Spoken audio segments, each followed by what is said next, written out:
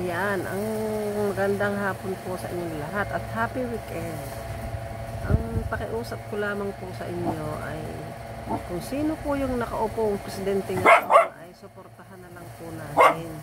Kaya nga po meron tayong eleksyon diba? Panalo na po yan suportahan na lang natin. Yung problema po sa ating mga Pilipino, kaya tayo po ay hindi umunlad, ay ganyan po ang mga ugali natin. Kung sino nakaupo, panay ang ating kontra, panay ang ating paninira, ay bakit pa po tayo nagkaroon ng eleksyon kung gayon din lamang ang mangyayari na kapag umupo ay gusto nating patalsikin. Di po ba? Kapwa Pilipino po natin yan Wala naman pong perpektong tao at walang perpektong politiko. Ang tanong lamang po diyan, may ginagawa naman pong mabuti ang taong ito Ang ating naman po presidente ay napakasipag. Wala na po siyang ginawa kundi pumunta sa mga bansa upang makakuha ng mga suporta para sa ating bansa. Para tayo ay nakasecure at hindi tayo maliitin ng ibang bansa. Para kung may sumakop sa atin ay meron sa ating sasaklodo, diba? Mahanap siya ng mga investor para magkaroon ng trabaho ang mga Pilipino. Huwag po tayong kalaban sa ating presidente. Lagi nating hinahanapan siya ng butas para mapatalsik. Bakit? Sino po ang ating pauupo? Hindi yan. Ang ating pong suportahan, yung mga mabubuting panukala ng ating Pangulo. Huwag yan puro tayo kontra. Mga kontraryo po kasi ang karamihan sa ating mga Pilipino. Wala pong perpekto kahit sino pong umupo diyan. Lahat po yan ay may kapintasan.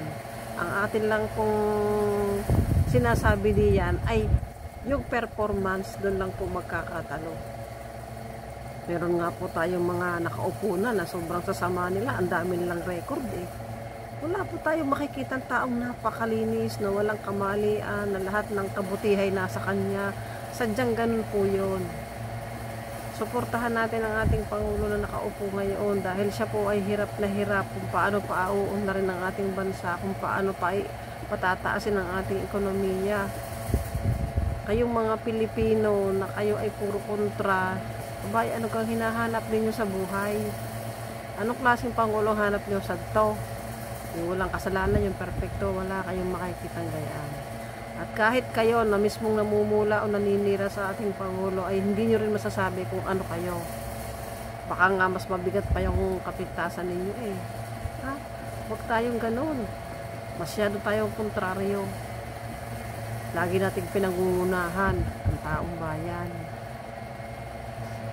Kita ninyo, kahit pa paano, nung umupo si BBM, napakadaming bansa ang sumusuporta sa atin. Nakilala tayo ng maraming bansa dahil kay BBM.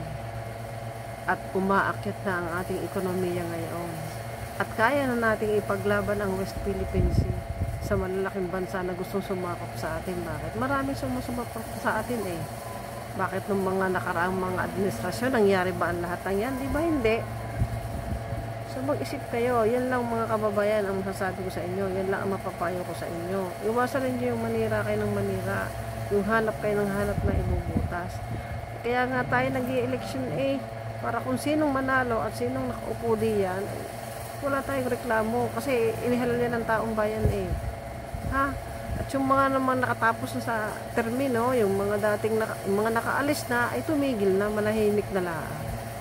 Sumuporta ka naman doon sa bagong nakaupo. Hindi yung antayin ninyong matapos ang termino. Yan, saka kayo kabandidato ulit kung talagang kayo hapang na hapang sa pwesto.